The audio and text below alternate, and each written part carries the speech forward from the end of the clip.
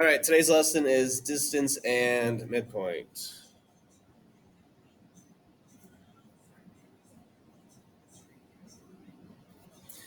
All right, distance. You're going to use this to find the distance between 2 points. Formula for distance is this.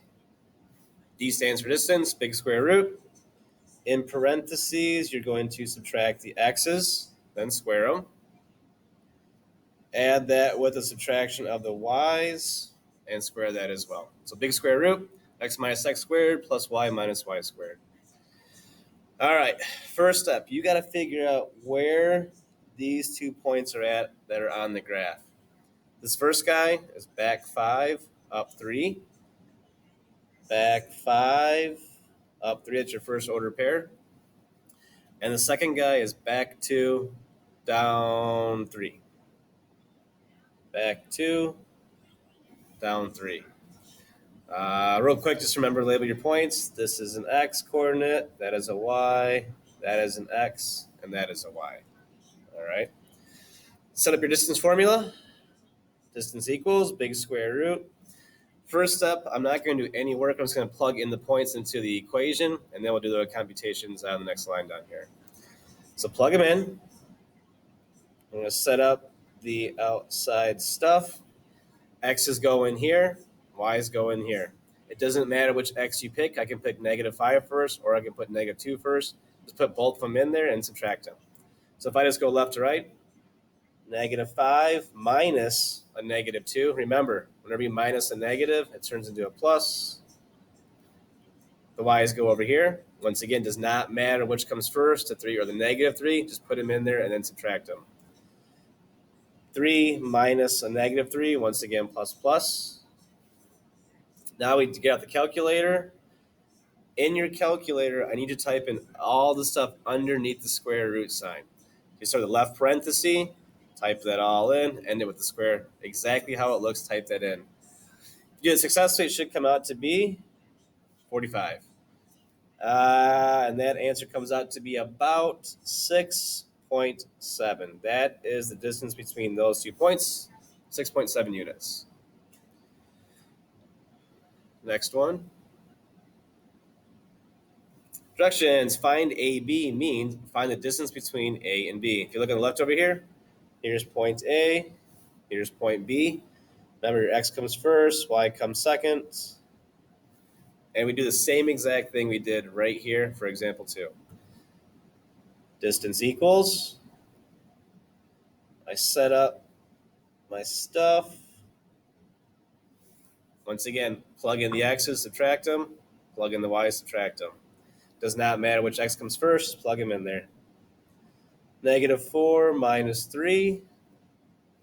1 minus a -1, plus plus whenever you minus a negative. Step 2, type in all the stuff underneath the square root sign. When you type it in, that should come out to be 53. If you type in square root 53, that comes out to be 7.3.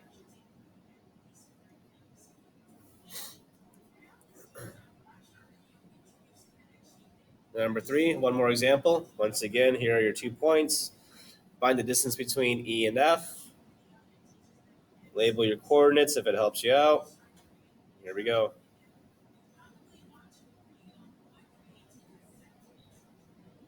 X's go here, the y's go here.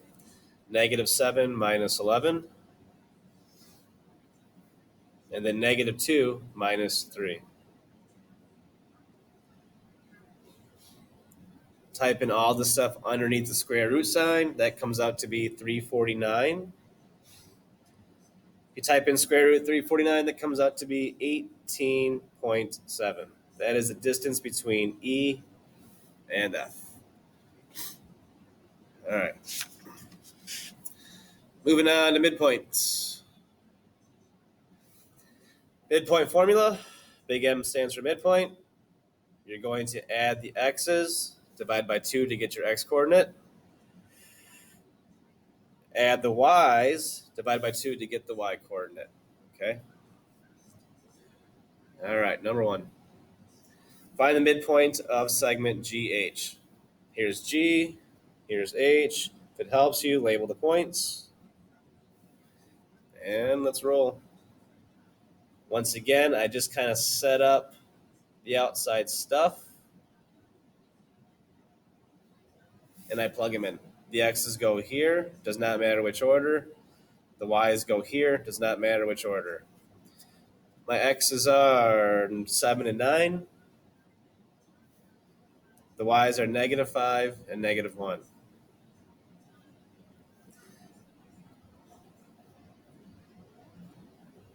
All right. If you choose to use a calculator, you need to type in the addition first, then hit enter, then divide by 2. Okay, so 7 and 9 is 16. 16 divided by 2, 8.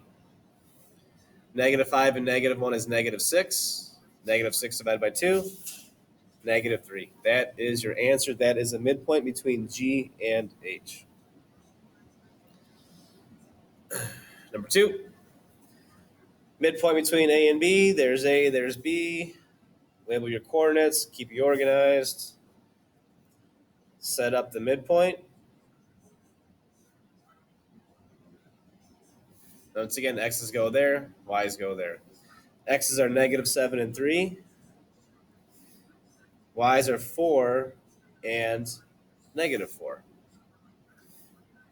All right. -7 and 3 is -4. -4 divided by 2 is -2. 4 and -4 is 0. 0 divided by anything is always 0. That is your answer. That is the midpoint between A and B. Next page.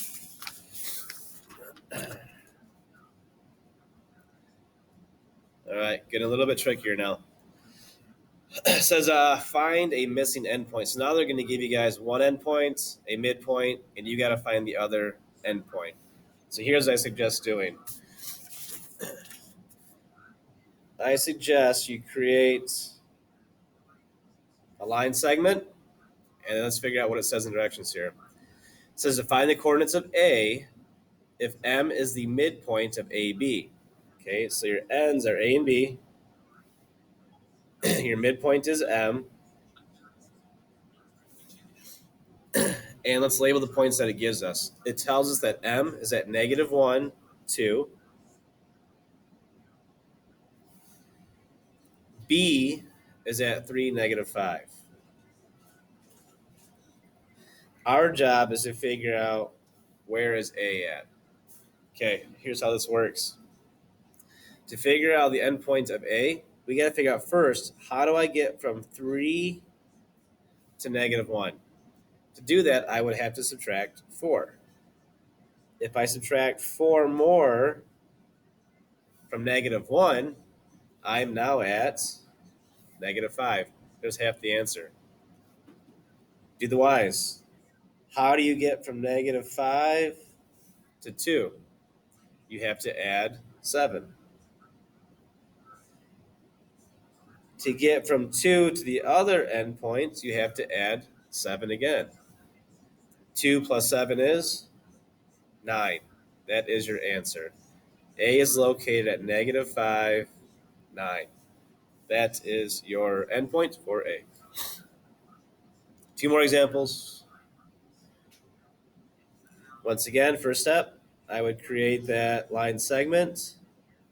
In this case, it tells us that J, find the coordinates of J if K is the midpoint of JL. So JL is the endpoint and K is the midpoint.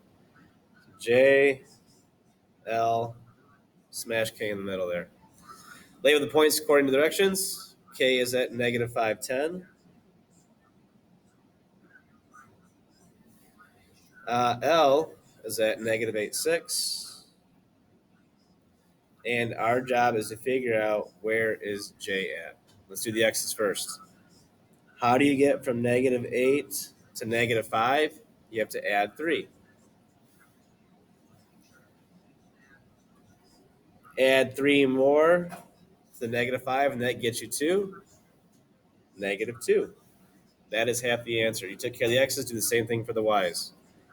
How do you get from 6 to 10? You have to add 4. Add 4 more to 10 to get the y coordinate of j. 4 plus 10 is 14. So j is located at negative 2, 14. Number 3. Once again, create your line segment. This time it says we got to find r. Q is the midpoint of PR. So P and R are on the outside. Q is in the middle. Label the points. Q is at negative 1, 3. Let's see, P is at 5, 6. And our job is to figure out where is R at. Okay, here we go. Going the other way. 5 to negative 1, you need to subtract 6. Subtract 6 more from negative 1, that gets us to negative 7. There's half the answer. Do the y's. How do you get from 6 to 3? Subtract 3. Subtract 3 more from 3, so 3 and negative 3 is 0. All right, so R is located at negative 7, 0. All right, now I'm going to step up just a little bit more, guys. We're going to throw some algebra at you with the same concepts. So same as before, we're going to draw line segments, and then we'll kind of figure out what it's asking from there. All right, it says P is the midpoint of XY. So XY are on the outside, P is located in the middle.